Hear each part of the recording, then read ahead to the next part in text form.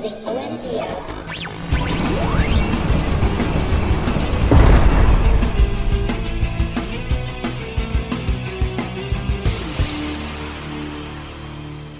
Believe it or not, it is episode number 380 of the OMG Hour, and I am your host, Sean Evans, otherwise known as Zion Tane. And I am Tico, Mr. Second Place. I thought you were going to do the believe. Tico. Believe it or not, I'm walking on air. I thought you were going to do the whole, song, or the Believe It or Not, George Isn't at Home from Seinfeld, which was also. No, I prefer the Greatest American Hero theme. Yeah, I love when I was a kid. It is the theme. When I was a kid, I loved that song to death. I don't know what it was about that theme, but I adored that theme. All right, a quick TV thing, way early, but still quick TV thing. We are rewatching Married with Children. Oh my gosh! When we have hit season 3, and for one thing, it holds up. It's still very, very funny. It's still very entertaining. It's offensive, but it's not offensive in today's standards, I guess. I don't know. Yeah, right. It was offensive for its day. So the copy I'm watching is a DVD copy of it, and they didn't get the rights in season 3 for the song. Oh yeah, that's right. They had to change the theme. So the theme song is just a Muzak version of the theme song, and it is so uncomfortable in the opening now because you want the song and you can sing along to it and everything like that, and it's just not there, and we're watching. It's like, that's just love and marriage. Yeah, but it's just like marriage, like tubas and crap, and it's weird. It is so weird. The show is so much fun, though. It is. I remember watching that show. I mean, I used to. It was one of those shows I would catch if it was on, but I never really. I didn't keep up with it. But yeah, I've actually often thought of going back and finding some way to watch that show. It's funny you mention it because I was thinking about that probably a month or two ago, thinking, man, I should watch that show again. It is funny. We still find ourselves laughing out loud. Like, it's mostly at the insults and stuff like that. Yeah. It's always, Ted? No. What's Al? Al. See, it's Bundy, Al. right? I'm Al thinking Bundy. Ted Bundy. No, it's not Ted Bundy. Yeah, that's a different Bundy. That's a different show altogether. Yeah. It's always Al basically, dissing Peggy. Yeah, it's very funny. I mean, there's some bits that, and then the kids are just so stupid, right? Yeah, if it's stuff that if it was on now, it probably would have gotten canceled. Oh, easy. But it's not as offensive as you'd think it would be when you think back. It's like, oh man, it's a lot of fat jokes and stuff like that more than anything. It's like fat jokes, poor jokes, dumb jokes. I take offense at the fat jokes. You should be taking offense at the dumb jokes. Oh snap! All right, let's do our show and not this random conversation. Wow, Tico just quit the OMG hour, so we'll see you later, Tico. That's it for him. So I'll just he's off, he's gone. Forgot you had that button. Forgot. I apologize. I forgot that button existed. Anyway, before we move on, just let everybody know there's three more episodes of Kicking Tables this week. We spoke to the developers of Arcana Rising, Dead Flight, Ghosts in the Void, and Cretaceous, the dinosaur hunting adventure. All of them sound amazing. Go check them out. They're on our YouTube channel. OMG Nexus is the channel on YouTube. I'm sure you can find it. And we're you know what, Tico and I have been working hard on this new show, and we have the entire month of August completely booked now. Like, I am absolutely amazed that every single day of the week we have content planned right to the end of August and into September now. And I can't even believe how well this is going. I'm loving it. It's a little bit stressful at times, to be honest with you, though. Well, you have to do the hard work of putting everything together. For me, I just have to show up and look pretty, and I can't even get that right. So, wow. He's right there, though. I'm really enjoying it. It has been sort of eye-opening to sort of see how many developers who are putting their product out onto Kickstarter really want to talk about it, and we've had some fantastic conversations with people about that. I think I mentioned it when we did that spark as to what sort of lit the fire under them to get that product, build that product, and get it to Kickstarter. And it's really fun to sort of hear how these things grow and build and stuff like that. And they're you know, like I said, they're coming on in droves where we've got so much content, it's not even funny. I love when they tell us that the game started as something completely different than it is now.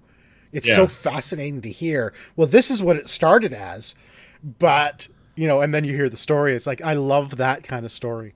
Because I actually have a similar story, which I'm not going to tell now, but I had an idea for a game that once we sat down and started discussing it, it became something else that just made more sense.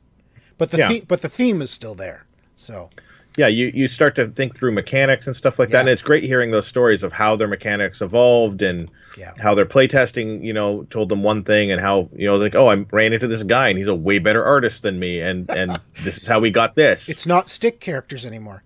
Anyway, in the land of video games, I've been playing through Ghost of Tsushima pretty much as I can. Each night I play about an hour and a half before midnight.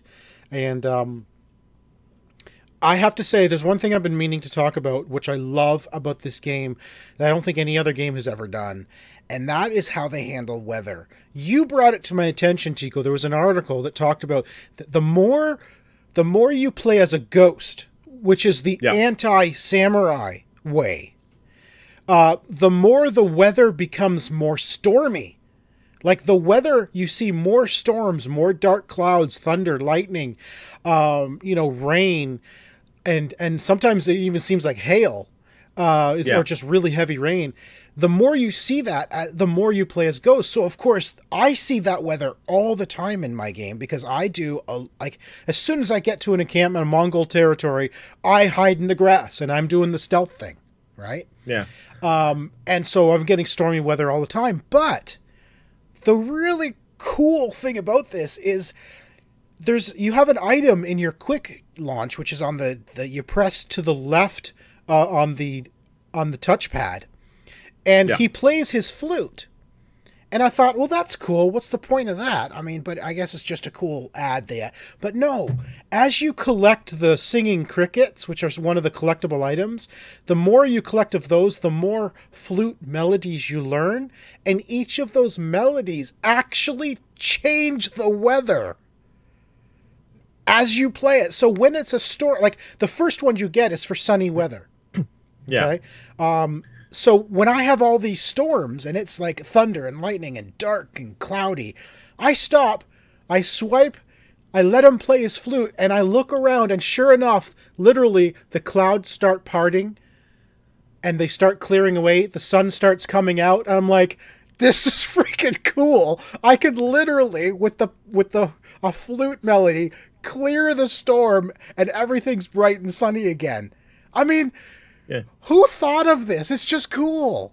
And it's brilliant because it works in the story as well, because the storms are coming because of his inner conflict with not doing things the samurai way. So that is, it represents his conflict. Yes. And playing the flute is a relaxing thing. So he's calming his being by playing the flute. And so therefore it's sort of changing the weather, and it's, you know, taking that storm away by doing that. The different melodies are for different weather types. Like I actually have a storm melody, which will bring on a storm if you play it. Yeah. Right? So it's like, that is such a cool mechanic where you can, in real time, change the weather to your desire.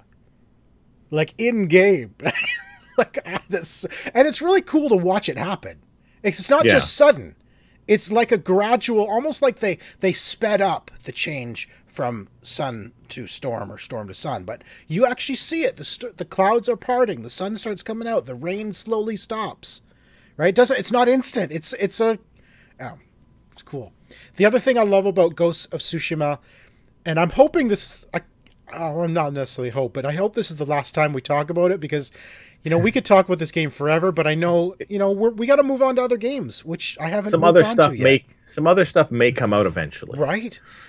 The side quests I find in Ghosts of Tsushima, the side quests are so full. They're like whole stories on their own, multi-part steps, and there's multiple with specific characters. Like, you are actually following these side quests through with these, what, three, four, or five other characters. It's more than that. It's more than that. There's at least 5 or 6 different characters that you develop that they have different part of story. Full-on and that's not stories. Full stories.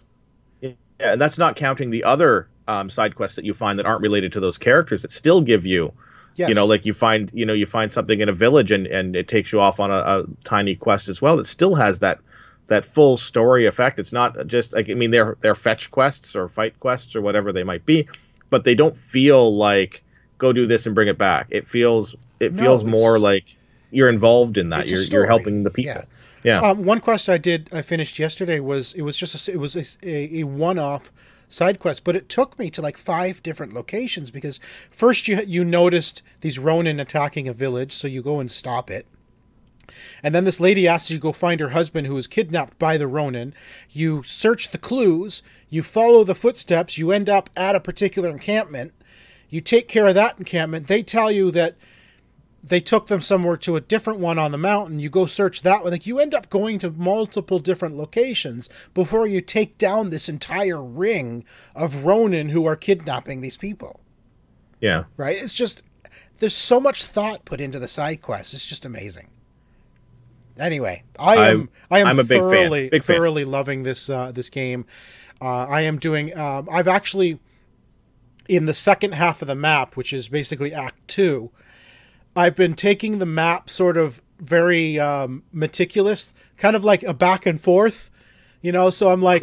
Clearing the fog. I not just clear the fog, but I clear all the question marks in that area, and if there's a quest that pops up, I do that quest, and then I move across, and if I see anything, I clear it up, and then I keep moving until that whole level is done, and there's no quests left. Then I move up and find more stuff to do and work my way across, back and forth as I work my way up the map, clearing all the stuff to do as I move up, and it's like, this is just cool, right? Because I'm slowly...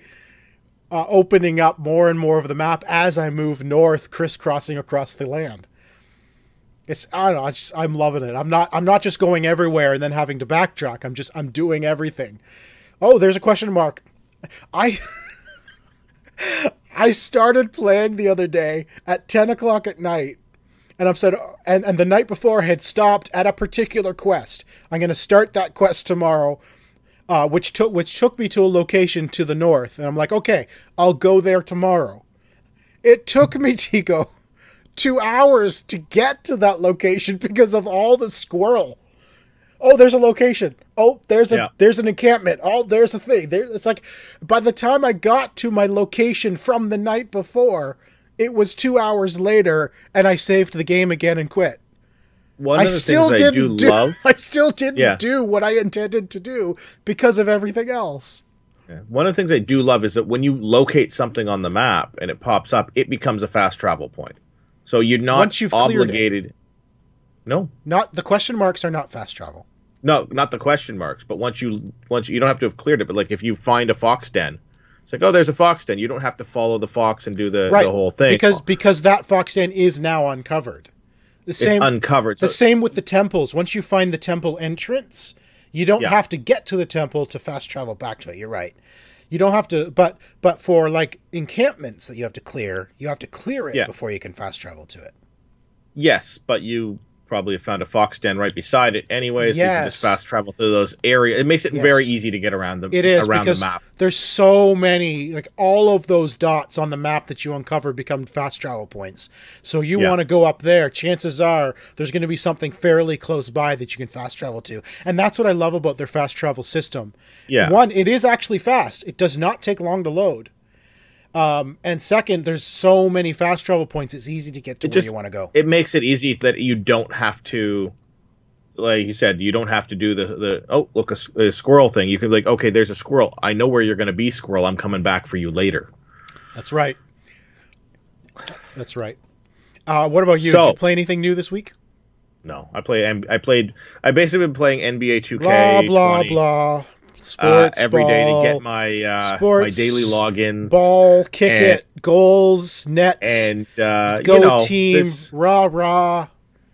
There's a new one coming out, so I'll just keep playing and whatever. This was a weird week. Again, my sports started up again, so I played some baseball this week. That's not video games.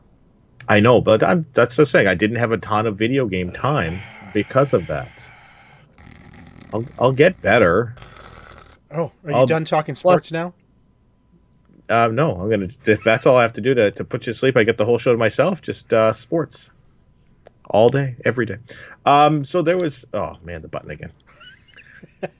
So, Apple has been, not making people very happy in the last couple of weeks. No, we had like 2 weeks in a row. We're talking about Apple's greed. Yeah. Mm-hmm. Last week was Microsoft stating that the Project xCloud content will not be available on iOS because iOS is basically not allowing them. They're not willing to work with Microsoft. I don't know what they stated it was for. Well, it's because you can't control. Because the way Apple wants is anything you monetize from their App Store must go through them. All payments must go through the App Store. So if you're going to buy a game or subscribe to something, they want their cut. Yeah. Right. And so xCloud doesn't do that. The latest one is Epic has removed, or Fortnite has been removed from the Apple Store as well as the Google Play Store for the same reason. But, and the reason being that Epic had given a discount on their in-game currency, but Apple did not like that because they were giving people the ability to purchase it through the app, not through the App Store. Yeah. And they wanted their cut. And Epic said, no, you know what? Epic literally has said, enough is enough. We're not going to do this anymore. They put together a video. They put together the 1984 video, which was a mock of Apple's 1984 video when the Mac came out against Windows. Yeah. And they did it was so brilliant. They did this, stop the evil empire, basically, is what it said. Yeah. It was so brilliant, but Epic literally is suing Google Play and Apple Store for because of their policies. And so I don't think they're going to be the last ones. I think they are simply the bravest ones to finally come forward. Yeah. So many other companies are going to follow suit. I guarantee it. This is going to be huge. This is going to be a very interesting thing to watch, I think, how this unfolds and what ends up happening, how many things get yanked off the store, and how many companies basically do the same thing and say, well, no, I'm going to put my stuff up on the store and I'm having in-game purchasing options and you guys get zero. Yeah. And it'll be very not interesting necessarily to see where zero, it goes. But they don't need to be taking 30% off the top. Yeah. Yeah, no, they certainly don't, for basically being a hub. And again, that's having those things available on iOS and Google Play is like people will say, okay, I'm going to grab an iPhone because I can play this game that I love on it. Well, now you can't install it. Well, now you can't. Wonder what happens if you already had it installed? Is it like brick on there? Or no, I believe you can still use it as long as it's installed. If you remove it, you can't download it again. Okay, so it's just been removed from the store. They're not blocking it from working. I don't think they can lock it from working, but don't quote me on that. I don't know. I do know that if you have an app that is no longer supported, you can still continue to use it, as long as you just can't re-download it if you happen to delete it. They have made, because this has been on a situation with an old phone where the app's been updated and I've gotten a message when I tried to load it saying this no longer functions on this phone because it's on an old iOS or whatever it is. It needs to upgrade and it can't upgrade. Yes. Yeah. So that, I don't know. Either way, it's just a silly thing. Well, you know what? I'm thrilled that Epic is doing this, because Yeah. I've always thought that Apple has been greedy with the way they run their app store. This happened years ago to Amazon with Kindle. Years ago. Yeah. I think we talked about it last week, where Kindle was no longer, they used to sell, like, you used to be able to use your Kindle app to buy books, Yeah. right? Directly from Amazon. Well, Apple said, you can't do that, right? Apple did not want anyone buying books through iOS unless it was for their book reader. Yeah. So Amazon removed the store from their book reader. You had to buy the books online and just send Online it and to then your phone. To your library, yeah. Yeah. And it was for the same reason, because Apple did not want anyone for two reasons. They wanted a cut of that profit. And two, they didn't want anyone buying books unless it was for their book reader. Yeah, so it was they're trying to get a monopoly on Oh, yeah. that, which eventually it just won't work. Eventually people will stand up and say no more, and we're gonna enough is enough, and we're gonna figure something else out. And if anyone can do it, it's Epic. I mean, was it 350 million Fortnite players? Yeah. You know? And I think it was not just 351 million, but 351 million MOBA players. Yeah. Players playing it on their phone. Like, that's a huge chunk that Apple doesn't want to lose. Yep. So this is going to be a very, very interesting battle. The nice thing, though, is those on Android, you can still load it, because Android, you can sideload games. Like, you can just log into Epic and install the Android version. You don't have to go through the Play Store. Right. It's just been removed from the Play Store. It's been removed from the Play Store for the same reasons. And Epic is also suing Google. But that doesn't stop Android players from playing it. Because you can still get it directly from Epic. Because that's how it started. When Fortnite first launched for Android, you couldn't get it through the Play Store. You had to go to Epic to get it, but it still works, right? iOS does not allow sideloading of apps. Any app you run on your iPhone must come from the App Store, unless you jailbroke your phone and all of that fun stuff. That's right. Then we're talking something completely different. We are. Well, what else happened, Sean? Well, there's more controversy this week. Oh my gosh. I don't personally care about this, but I think this is a horrible move. So is Remedy, of course, the creators of Control. Yes. They have said, sure, you can get a next-gen upgrade for Control when you get your Xbox One X, but only if you buy the new Control Ultimate Edition. If you already own it when it launched, you're out of luck. Yeah, Are you serious right now? Bugs me beyond belief, because it's just a cash grab. Like, just say, okay, here's our Ultimate Edition. We're going to be releasing the Ultimate Edition for $40 on next gen, and that's it. Don't have this little game where you're saying, well, like, hey, everybody who was, really interested in our game and paid $80 plus, for season pass and content and like that, everything all at once, and supported us when we first came out with our game. You're screwed. Guess what? You guys are screwed. Because, what the Ultimate Edition basically includes all of that stuff for $40. You're going to say, well, give us another $40. Yeah. Like, no, there should be something. Somebody bought that already. There should be no reason. What is it, 6 months later? They're charging $40 for the next-gen upgrade is what they're doing, which is beyond ridiculous. Yeah, and if you don't own it already, it's a fantastic deal and it's a great deal. But for everybody who does own it already, who's already paid, asking for another $40 out of them is just, when everyone else is giving that next gen upgrade for free. Well, not everybody's giving it for free, but it just feels like a complete dick move. It is. Like, it just feels like hey, Will Wheaton would not approve. No. Don't be a dick. I don't approve. Don't be a dick. I don't approve. This is similar in the, to the Avengers thing, where they're making these decisions that are negative to gamers. Yes. The Spider-Man deal for PS4. Yeah.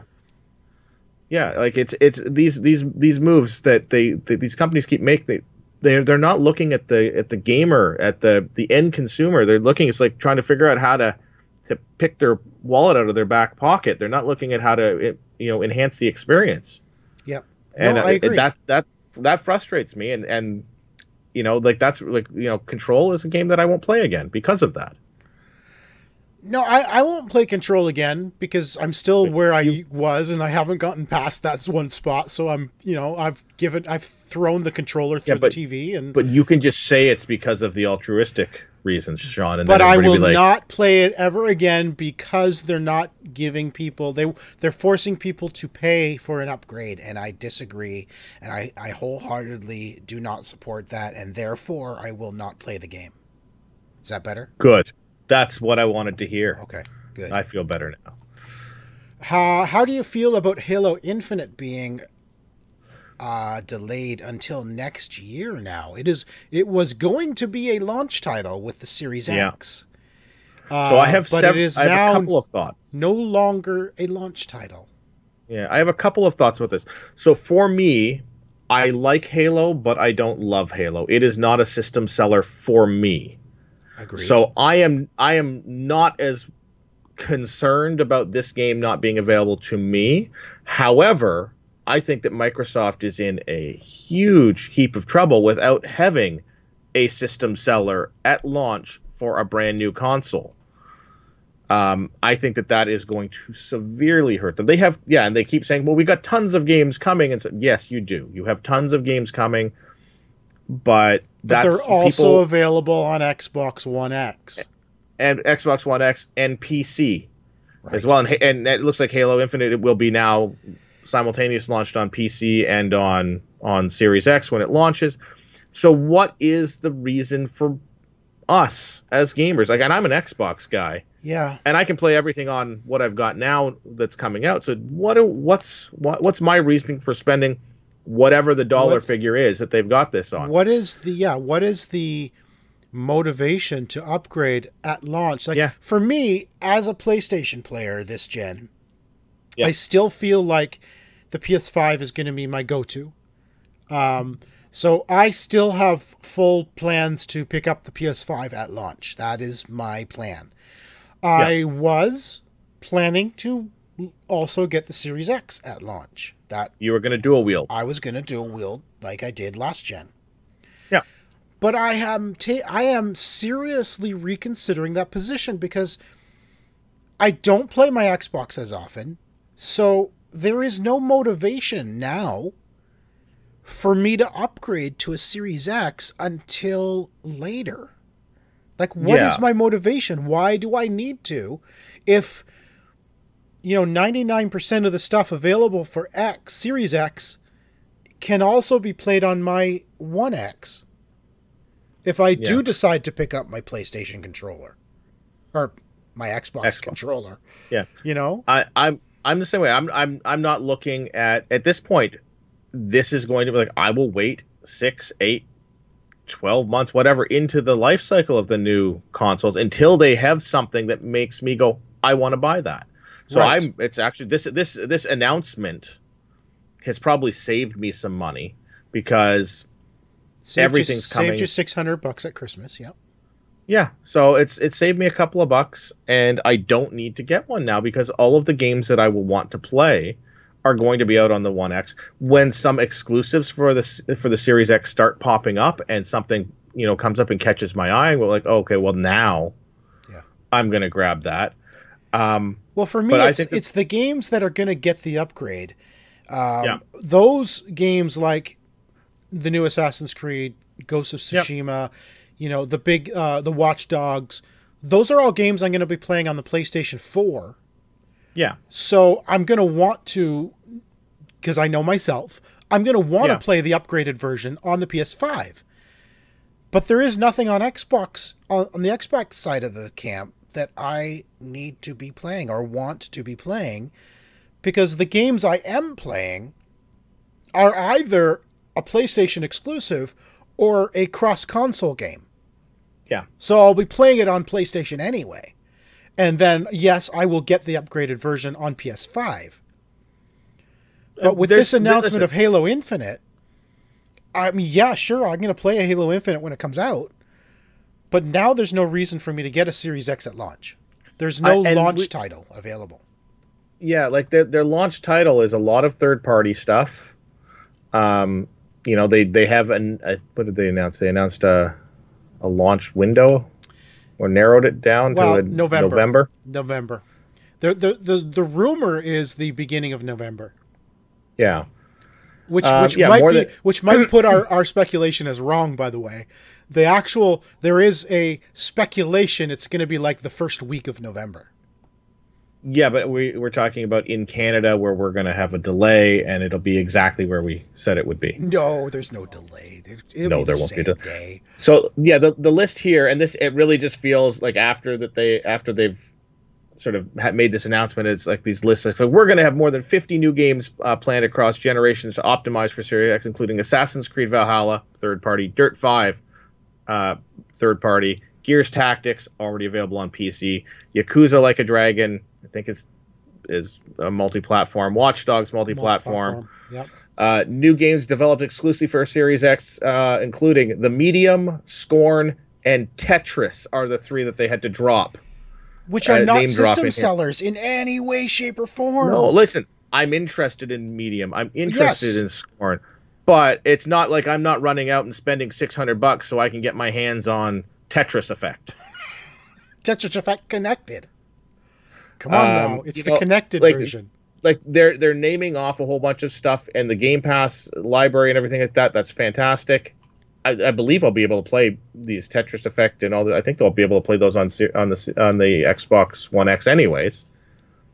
So I'm not like, there's nothing here that's saying, hey, you need to buy me right now. I'll wait. I'll wait.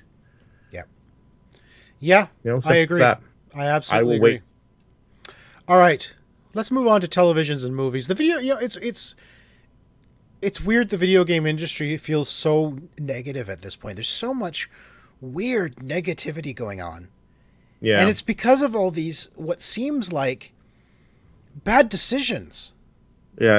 It's corporate decisions on all fronts here that are making people go, why are you doing that? Yeah, That's not, and it used to be the big focus used to be, if you win the gamers, if you get the gamers, then your system will be successful. Right.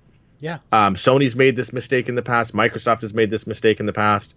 And it seems very odd that they're looking at to repeat this. I think the Halo Infinite delay was not something that they were really fully expecting to go, and that was basically their ace in the hole, and then that got taken away, and then they're like, well, now we got to just try to bluff our way through this. Yeah. Yep.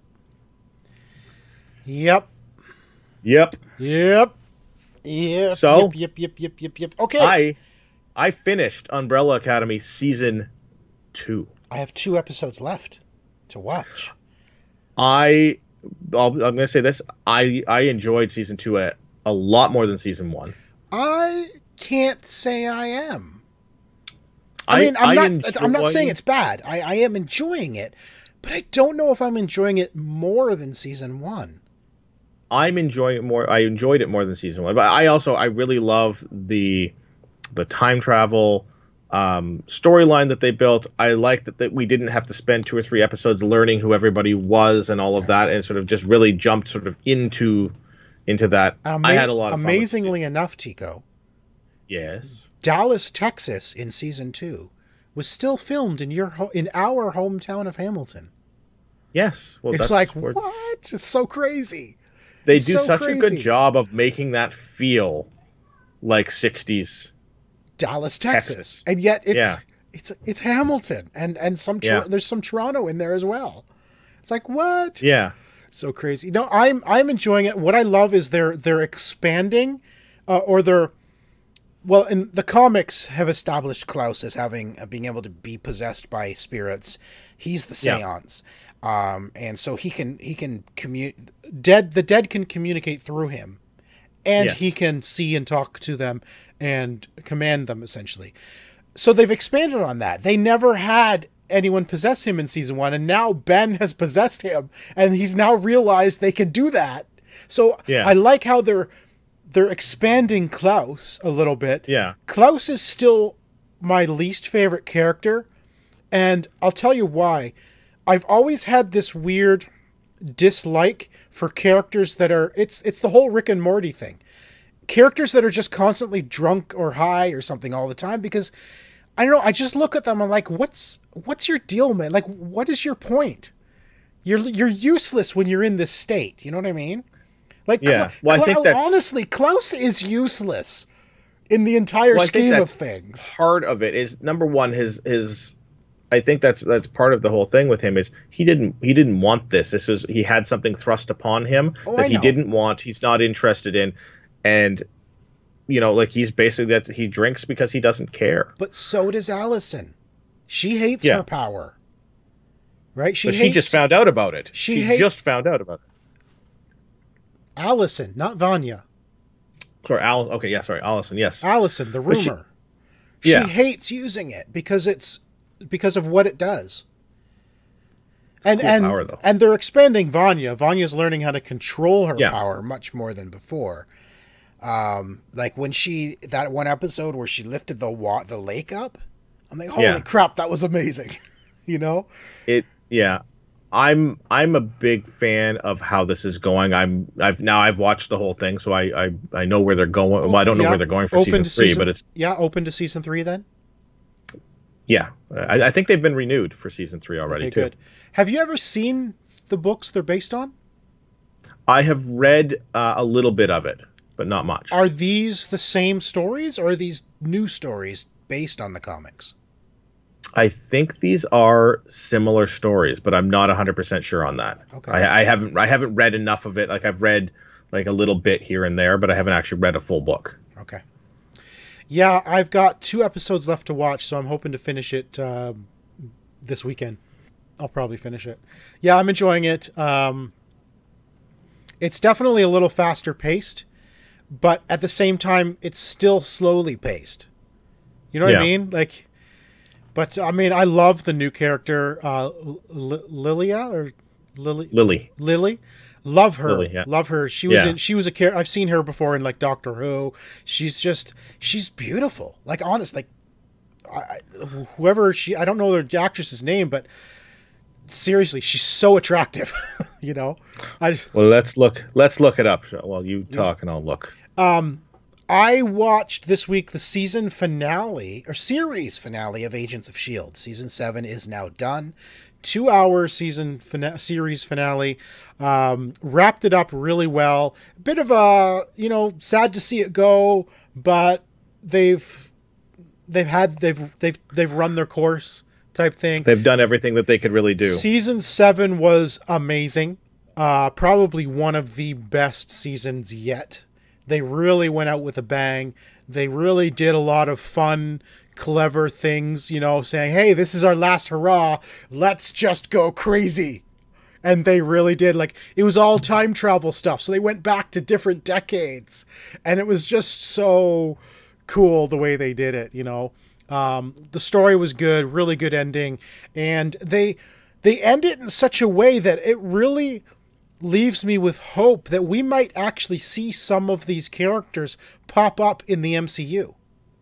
Not as mains, but more like, how we see Maria Hill every now and again? I feel like they could do that with some of these characters going forward, is have them pop up somewhere in the MCU, as a, not more, like a Maria Hill, how she comes in, she's got a couple of lines. Or Coulson, how, he's been part of the... I'd love to see Coulson show up again. Like, he really started it all. He is the longest standing MCU character now. He is now. Now that Iron Man's dead, Coulson is the longest running, and probably has had the most screen time of all of them because of the show. Yeah. Right? I would love to see Coulson come back and have him meet up. Oh, see, even Cap's gone now. The only person he knows is Natasha. Nope, Natasha's gone too. You could meet old Cap. Like Thor. Thor's the only one left that he would know. Oh no, he knows Hulk. Captain Marvel. Yeah, and Hulk. Oh right, and Hulk. Yeah. Anyway, I was just thinking, no wait, all the Avengers he knows, they're all gone. You're right. Hulk, Thor, and he knows Captain Marvel because he was there in the 90s when she appeared first. Agents of S.H.I.E.L.D. was a great finale. Did you find her name? I did. I did find her name. Her name is on the other page. Oh my Hang gosh. On. Her name is Ritu Arya. I am. R-I-T. Good. Good. Don't be a jerk. Anyway, some stuff. Anyway, she's Yes. I think she's gorgeous. I love watching her as a character. I've seen her in other stuff. Yes, Doctor Who was one of the ones. Yes, you saw she her was in. I remember her in Doctor Who. Let's move on to cool stuff coming. All right. Disney. So you remember the Star Wars holiday special from 1978? You know, with the incomparable B. Arthur. I was 7 years old. It was the greatest thing since sliced bread to see Star Wars on television at the time. It is now the worst thing ever made. It is so. I tried watching it again. It is so bad. Not the worst thing. It is not the worst thing ever made, but it is not good. Is it worse than Velocipaster? No. Oh wow. Okay then. Velocipaster is worse. Okay. Anyway, we're gonna get a new one. We're getting a new Star Wars holiday special, but it's by Disney and Lego. It is going to be a Lego cartoon, and it's going to bring back all the characters. It's going to take place after The Rise of Skywalker, with Rey, Poe, Finn, Rose, BB-8. And what kind of, as I was reading through the article, what really excited me was when it said, it's set after Star Wars The Rise of Skywalker and follows Rey as she embarks on a new adventure with BB-8 to gain a deeper knowledge of the Force while her friends prepare for Life Day. This is what I love. She ends up encountering Luke Skywalker, Darth Vader, Yoda, Obi-Wan Kenobi, and others as she tries to make it back in time for the Life Day festival. My mind was blown. I'm like, I am excited. I don't care if it's a Lego cartoon. I want to see this. I hope they do the same stuff. I hope Lumpy's back. With the Wookiees? Yeah, the Wookiee family. It's Chewbacca, right? He'll be there. Yeah, I know, but I want Lumpy. Yeah. I'm sure Chewbacca's family will all be there. I want a B. Arthur minifig showing up. Oh, but dude, like, and the fact that it's with Disney is kind of like, is this canon? Is this? I don't know. Like, I don't know. It's just cool. I mean, I think what excites me is just seeing that more after Rise of Skywalker, seeing Rey pursuing her Jedi training with her new yellow lightsaber.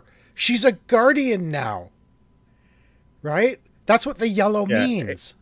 It's going to be fun. I'm glad that they're expanding on this and they're using the Disney, the Lego stuff to do that. I enjoy the Lego Marvel. I enjoy Lego. Everything is always fun. I enjoy those little movies that pop out. Lego Scooby Doo's are fun. So this is going to be on Disney Plus in November 17th, I believe it is. So yeah, I will sit down and watch this just because it's fun, and just seeing those characters again, watching Rey go on an adventure after, she's now the new Jedi. It's cool. It's cool. I'm excited. You know me and Star Wars. You like Star Wars? I am a kid in a candy store when it comes to Star Wars. Well, I did not know that. I am a fat kid in a candy store when it comes to Star Wars. How about that? Well, all right, Bundy. All right, so that's coming to that streaming service. Are there any other streaming services that we have stuff to talk about, Sean? There's too many. How about we get one more? Can we get one more, Tico? I think that we need. This is one that everybody needs to get. What is it? So Ryan Reynolds, you may be familiar with him. Deadpool. Deadpool himself. Oh.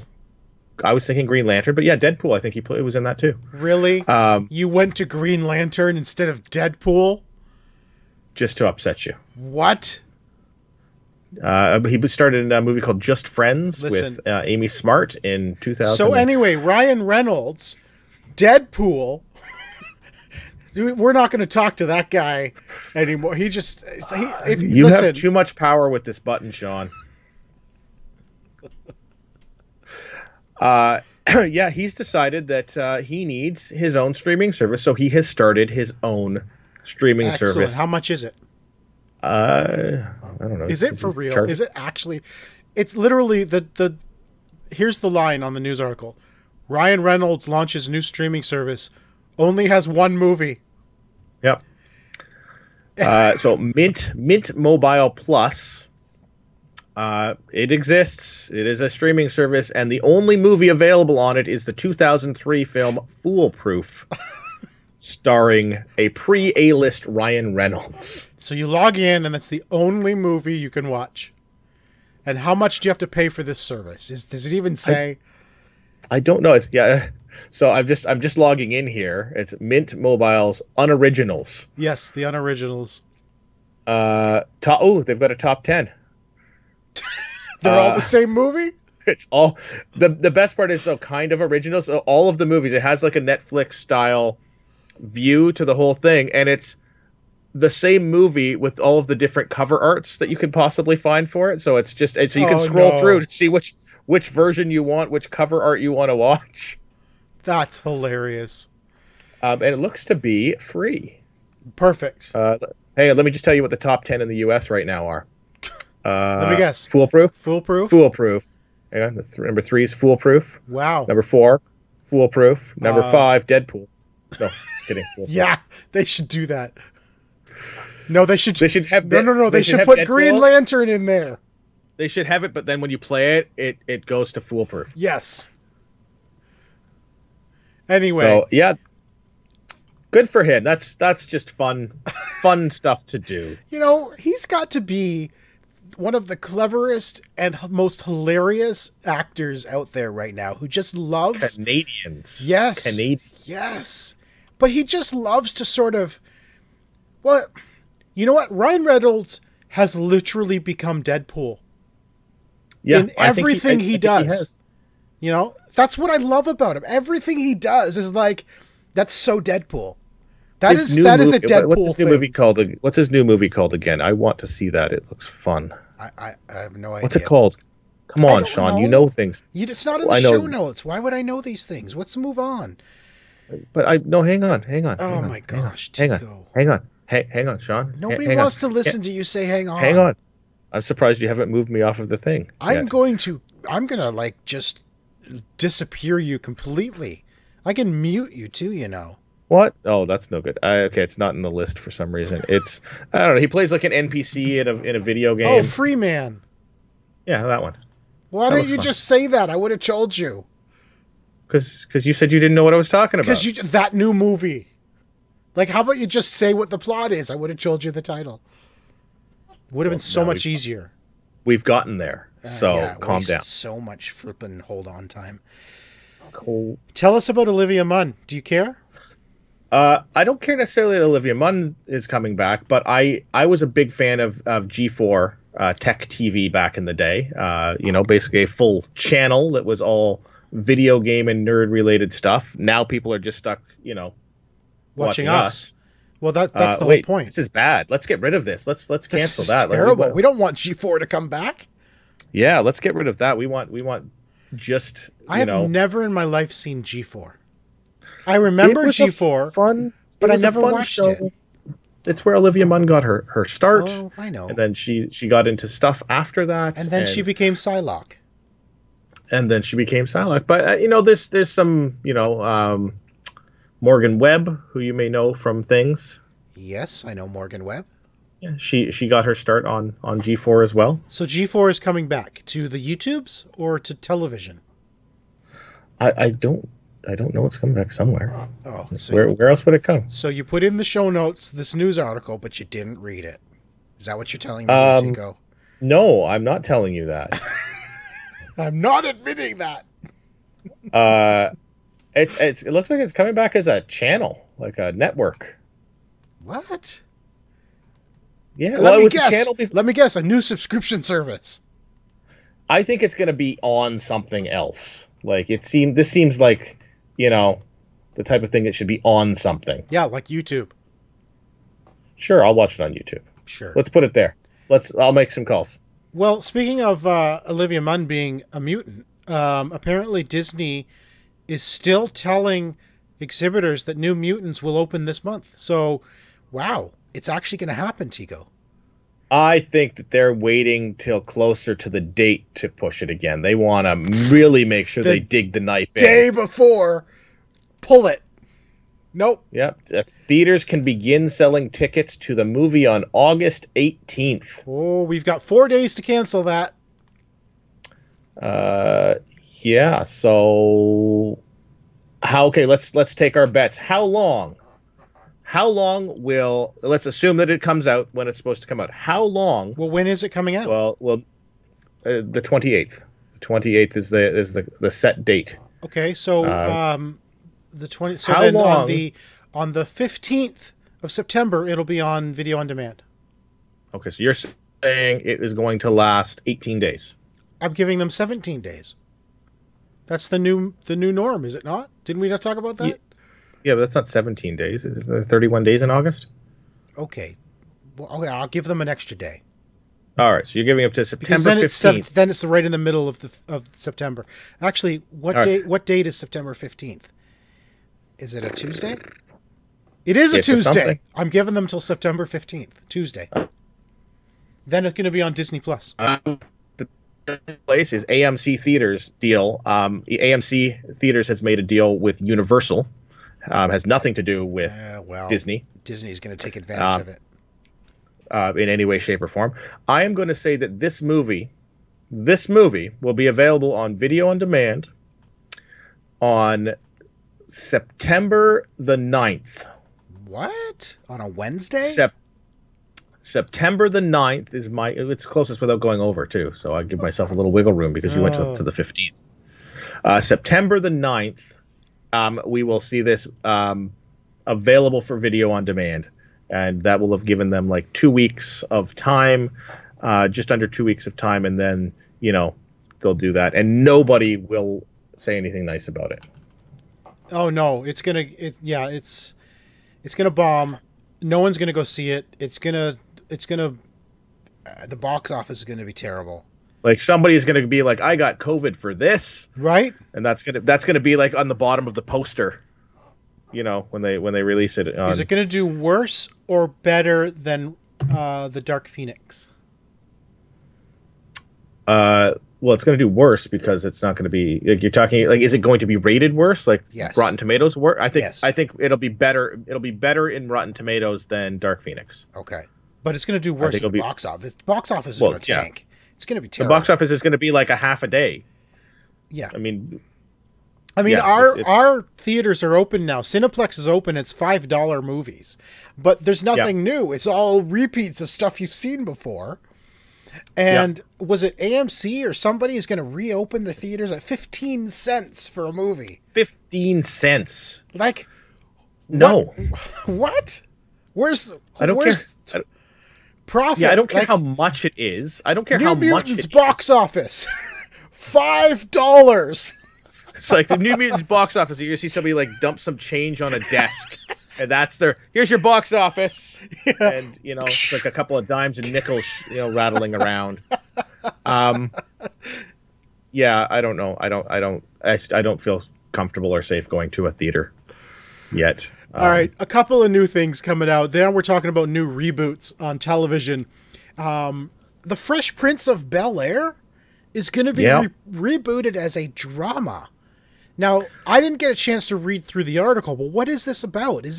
You mentioned to me that it's actually going to be produced by Will Smith. It's being produced by Will Smith. So they are relaunching his story, I guess. This is going to be based off of his story. Okay, so this is his life story of how he got his break to become the Fresh Prince of Bel-Air.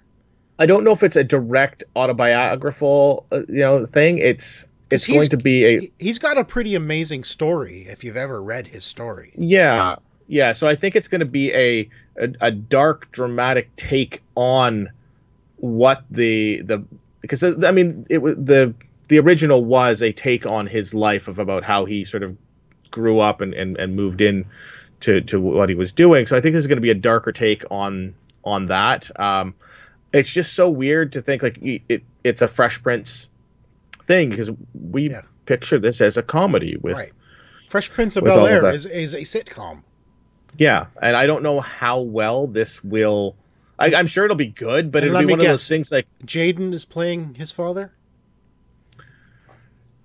I don't know who's going to be in it. I don't think they have anybody. I don't think they have anybody cast yet. But it's just a weird thing. It's one of those things where like I would have watched it if it was just called like Fresh Prince or something like that, or Bel-Air, or something along those lines. So it's taken. It's like Riverdale, like how they do that. Like they take the comics right. Yeah, they should rename that we grew up with and take on it. But if you're calling it Fresh Prince of Bel-Air, just call it like it something else. Yeah, call it something. I think, and that's what it is. I think it's going to be good, but I think that we're going to be distracted by the fact that it's called Fresh Prince of Bel-Air. And expecting it, comparing it to the thing. Maybe it isn't going to be. It doesn't say it's going to be called that. They're just saying they are rebooting it as a drama. Oh, that's right. It doesn't say it's going to be called Fresh Prince of Bel-Air. It could, like you said, maybe it's just going to be called Fresh Prince. Yeah. Which would make sense to me. Right? They're not saying it's going to be called Fresh Prince of Bel-Air. They're just rebooting it as a drama. And, I'm interested if it's actually going to be Will Smith's actual biographical story, because he does have a fascinating story of how he got to where he is. Yeah. His that I would be interested in. His unrelentless, he wouldn't give up no matter what. How he actually got to where he is and got that part, which really launched his career when he became Fresh Prince of Bel-Air. It would be a fascinating story to see. But obviously, it's also a story that has an end. So how long is it going to go? Well, I mean, it depends on how much of the story he wants to tell. Sure. I guess we could go right up until this year with his wife cheating on him and whatnot. Okay. Season 9. All right, one final piece of news, and then I'm gonna make you disappear again.